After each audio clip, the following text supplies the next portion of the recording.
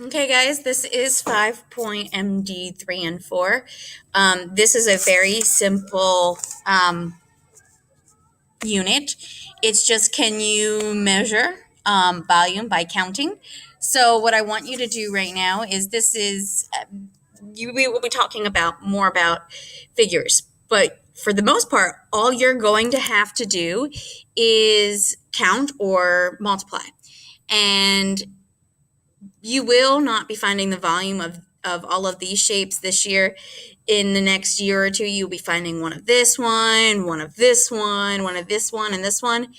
This year, really, the only volume you actually have to learn is volume of a cube, but we do need to classify these. So we do know that the number one is going to be is it going to be a cylinder, a cone, a sphere, a pyramid, or a prism? You should write it's going to be a cone. The next one, it's going to be a prism.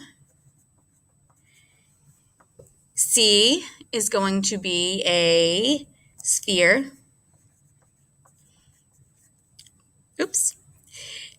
The next one is going to be a cylinder. And the last one, of course, is very easy, and you're going to have a pyramid. Very easy. When we talk about shapes, we won't be classifying them based on this. When we classify shapes, we'll be looking at angles. We'll be looking at number of sides. We'll be looking at that stuff. So, very easy standard. Carlos has a large box. Select the measurement that should be determined the amount it will hold. Perimeter is the outside, so it can't be that one. Volume. Length is how long something is, and area is the inside of the box, length times width. And since we're not working on that, it's got to be B, volume. Number 3, write a multiplication equation to represent each layer. What you're going to do when we're looking at volume, the equation is length times width times height. Okay, so this one is pretty easy. So let's go, we'll use this as our width right here. How many blocks is our width? Our width is 3. How long is our thing? This is our length. So I have 1, 2, 3, 4, 5 is our length. And our height is only 1. So 5 times 3 times 1. Okay. Same thing down here. Our length is this, our width, and this is our height. So our length is 1, 2, 3, 4, 5, 6. Our width is 1, and our height is 1. Now, for this one, I could have just counted and gone 1, 2, 3, 4, 5, 6. For this one, I could have counted and gone 1, 2, 3, 4, 5, 6, 7, 8, 9, 10, 11, 12, 13, 14, 15. Could have just counted them. But it doesn't always work like that. Especially when you're going to be looking over here, when we get over to here and we get different shapes, or you get 2 levels, you have to understand what's underneath it, what's above it, all of that. So that's basically how you write your equations. The figure below is only one layer. How many cubes does the first layer have? Well, this one would be what? Our equation would be 4 times 3, because there's 4 here and 3 here, and it's only one layer, meaning I'm going to have, if 3 layers are added to the top of if 3 layers are added to the top of the cubes, how many would there be in all? So your height's going to change from 1 to 4, and when you multiply them, you are going to get,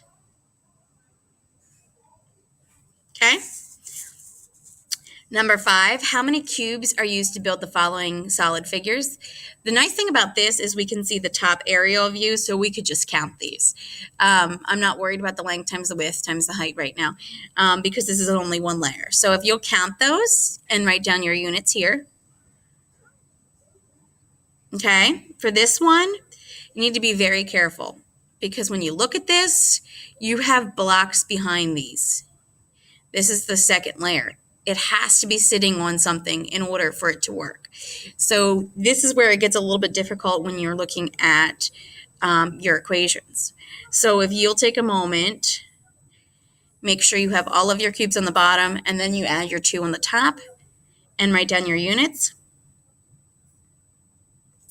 Okay, number 6, what is the volume of cubic centimeters for the following rectangular prism? I'm going to use the equation because it's just a solid figure, but it does have more than one layer. So my length is 1, 2, 3, 4. My width is 2, and my height is 2. So take a moment and take 4 times 2 times 2, and you'll get an answer. Okay, number 7, select the prism that has the volume between 20 to 40 cubic units. So I'm going to take a moment and I'm going to do my length times my width times my height. So that's 3, 3, 3. And when you multiply them, please make sure when you're multiplying, you're taking 3 times 3, which is 9. And then you're taking that number, timesing it by 3, getting you 27. So the first one is an option. Take a moment and see if B, C, or D and E are options. Take a moment and over on Edpuzzle, click to see which ones are between 20 to 40 centimeters. Sorry, cubic units. Okay, and number 8. Number 8, how many 1 centimeter cubes will it take to fill the box?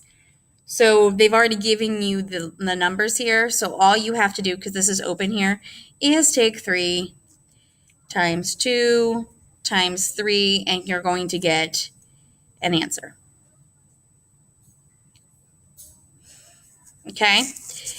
This one says right here, find another rectangular prism that has the same volume in the cubic centimeters as the box above.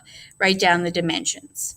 So you need to, once you get this answer right here, you're going to want to recreate a different box, and you're going to want to be able to get the same answer. So if you'll take a moment and do length times width times height, and making sure you get the same answer as you had up here, and type it into Edpuzzle.